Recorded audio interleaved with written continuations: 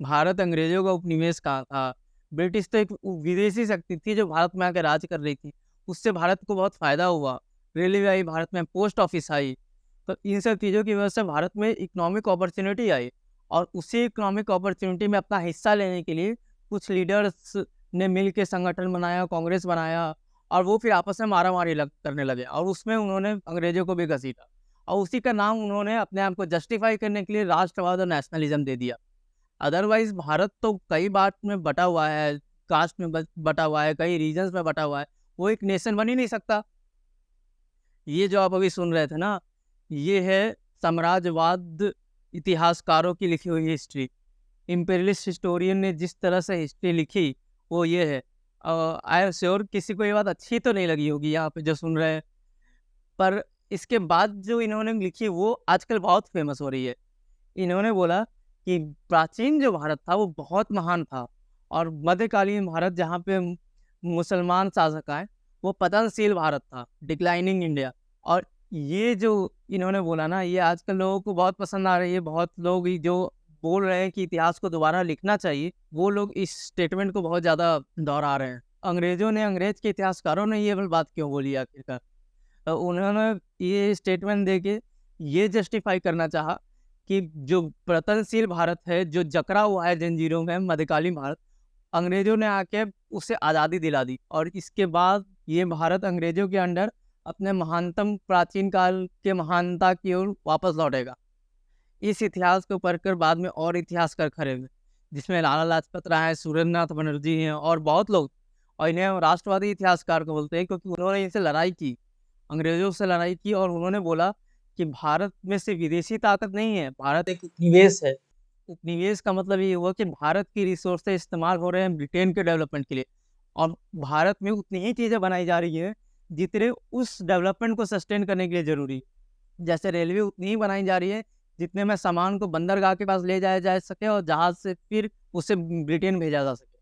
और इस लड़ाई में उन्होंने बताया कि इन नेशनलिस्ट जो जो भावना है वो जागी और उसकी वजह से कांग्रेस और बाकी नेता हैं जिन्होंने नेशनल मूवमेंट को लीड किया, जिसमें सुभाष चंद्र बोस, नेहरू, गांधी ये लोग हैं। पर पता है, इन राष्ट्रवादी इतिहासकारों से भी गलती। वो ये साबित करने में रह गए कि भारतीय अंग्रेज से लड़ रहे हैं इसलिए उनमें राष्ट्रवाद की भावना आ रही है। पर वो भूल गए कि उन लोगों का क्या, जो भारत में रह के भारतीयों से ही लड़ रहे हैं।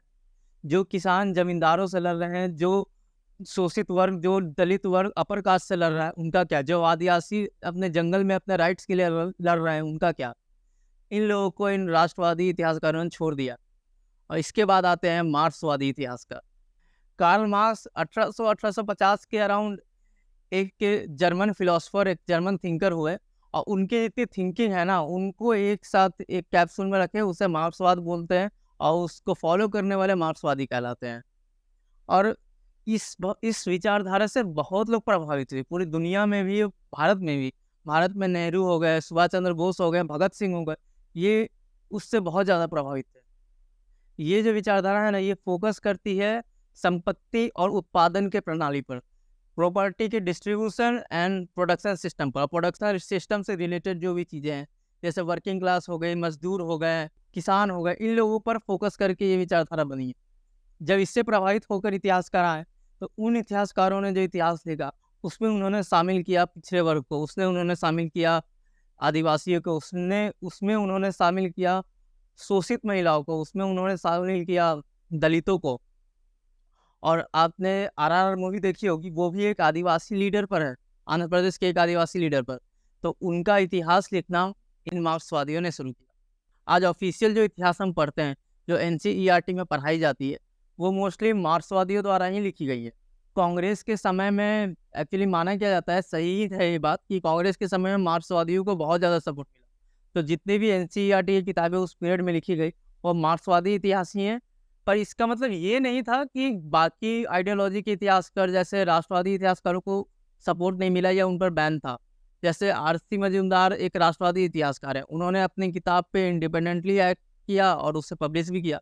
तो बाकी आइडियोलॉजी के इतिहासकार अलग से अपना काम कर सकते थे, बट हाँ, मार्क्सवादियों को पैसे मिले, उन्हें पोस्ट मिले, उन्हें अच्छे खासे रिसोर्सेज मिले, तो वो अच्छे से इतिहास पे शोध कर पाएँ और अपने आइडियोलॉजी के इतिहास को रिसर्च के साथ लिख पाएँ।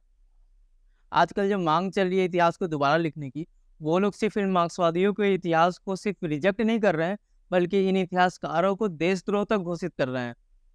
तो ऐसी क्या गलती कर दी इन मार्क्सवादियों ने कि जिसकी वजह से आज ये बात आन पड़ी? इसे आप गलती मानेंगे कि ये विचारधारा ही ऐसी, इसकी वजह से ये सिचुएशन आ पड़ी। जो भी है, हम कुछ एग्जाम्पल देते हैं, आप खुद देखिए कि ये विचारधारा पहले तो प्रोडक्शन सिस्टम, उत्पादन प्रणाली या फिर संपत्ति से जोड़ के सब चीज़ को देखती है।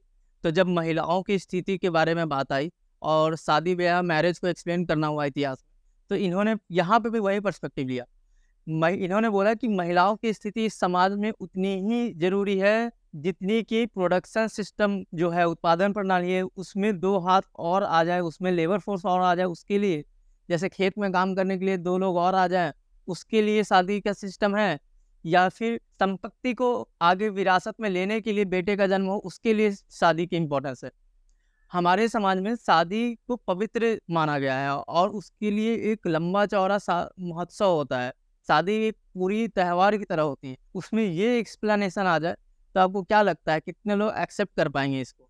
उसी तरह दूसरा एग्जाम्पल देखिए कि जब आर्ट एंड कल्चर की बात आई, जब बड़े-बड़े मंदिरों की बात आई, बड़े-बड़े इमारतों की बात आई, तो भी इन्होंने यही पर्सपेक्टिव यहाँ पे भी लिया। इन्होंने उसके कल्चरल इम्पोर्टेंस को और उसके इंजीनियरिंग मार्वल को कम इम्पोर्टेंस दी और उन्होंने ये देखा कि ये इमारत बनने में कई मज़दूरों का शोषण किया गया है राजा के द्वारा। अब इसकी वजह से बहुत लोगों को गर्व महसूस होने के बदले शर्म महसूस होने लगी अपनी विरासत पे। और तीसरी प्रॉब्लम ये आई कि जब राष्ट्रवादी इतिहास लिख रहे थे, तो वो भारत को डिफेंड कर रहे थे, और जब साम्राज्यवादी लिख रहे थे, तो वो भी ब्रिटेन को डिफेंड कर रहे थे, एक देश को डिफेंड कर रहे थे। बट मार्क्सवादी ऐसा नहीं कर पाए, क्योंकि मार्क्सवाद के कंसेप्ट में देश को उतना इम्पोर्टेंस दिया ही नहीं जाता। जब कार्ल मार्क्स भी बात करते थे, तो वो पूरे दुनिया के मजदूर को संबोधित करते थे, किसी एक देश के नहीं। तो इसलिए इन्होंने जब इतिहास लिखा, तो बहुत सारी ऐसी चीज़ें लिख दी जो भारतवासियों के भारतीय होने के कंसेप्ट पे सवाल खड़ा कर देता था।